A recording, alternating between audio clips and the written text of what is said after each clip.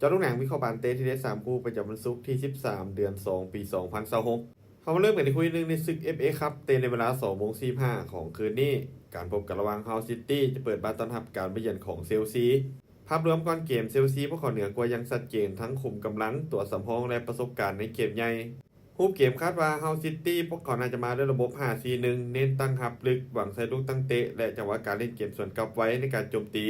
ส่วนเชลซีพวกเขาน่าจะเป็นฝ่ายที่คล้องบาลและบุกเข้าใส่ตั้งแต่ต้นเกมใส่ความไว้จากแนวบุกเจาะทางริมเส้นมีรุ่นที่จะยิงหลายลูกถ้าหากมีความเฉียบคมเพียงพอ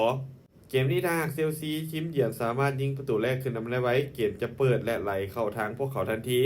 การคาดการณ์สกอร์ที่น่าจะเกิดขึ้นเชลซีจะบุกมาเอาชนะเฮาซิตี้ไปด้วยสกอร์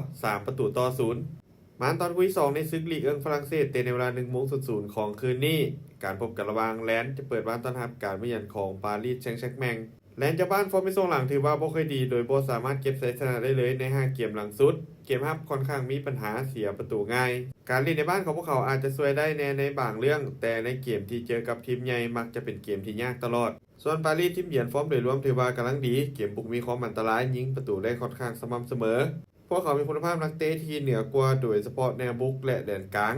รูปเกมคาดว่าแลนด์พวกเขาน่าจะเน้นตั้งรับและรอจังหวะการเล่นเกมสวนกลับไว้บวกกับลูกนิ่งหวังแบ่งแต้มส่วนปารีสพวกเขาจะเป็นฝ่ายที่คล้องบาลและบุกกดดันอย่างต่อเนื่องเน้นการเจาะทางด้านข้างบวกกับจังหวะการจบที่คมถ้าพวกเขาสามารถยิงประตูแรกคือนำได้ก่อนพวกเขาจะคล้องเกมได้ง่ายทันที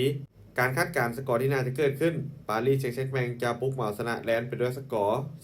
2-0มาตอนคู่ที่3ในศึกบุนเดสลิก้าเยอรมันเตะในเวลา 2:30 ของคืนนี้การพบกันระหว่างโบรุสเซียดอร์ทมูลจะเปิดบ้านต้อนรับการมาเยือนของไมซ์05ดอร์ทมูลมีฟอร์มการเล่นในช่วงหลังถือว่าใช้ได้เกมบุกยิงประตูได้ค่อนข้างสม่ำเสมอจากคาซาเดียอยู่ที่2ประตูต่อเกมการเล่นในบ้านของพวกเขามีเสียงเสียสวยได้หลายกดดันคู่แข่งได้ดีส่วนไมซ์05มีฟอร์มที่ดีบ่แพ้กันในช่วงหลังโดยเก็บชัยชนะได้หลายเกมและเกมรับเบิ่งแล้วมีความเหนียวแน่นขึ้นแต่ปัญหาของพวกเขาคือเวลาออกไปเยือนกับทีมใหญ่มักจะต้านทานได้ยากคู่เกมคาดว่าดอร์ทมูลพวกเขาน่าจะเดินเกมบุกใส่ตั้งแต่ต้นเกมใส่ความไว้จากทางริมเส้นบวกกับการเพสซิ่งสูงเพื่อสร้างสถานการณ์ในการยิงประตูส่วนไม้05พวกเขาน่าจะมาด้วยระบบ 5-3-2 เน้นความรัดกุมหวังล้อจังหวะการเล่นเกมสวนกลับโบเน้นเสียประตูไว้ก่อนถ้าวัดกันอยู่ที่ความเฉียบคมจากเกมบุกยังคงเป็นเจ้าบ้านที่ดูดีกว่าและมีโอกาสที่จะเฉือนชนะได้ในเกมนี้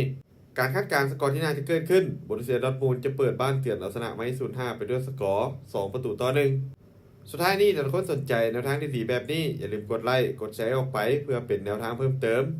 และไปสนใจอยากลงทุนสามารถกดลิงก์ทางหน้าซ่องได้เลยเด้อ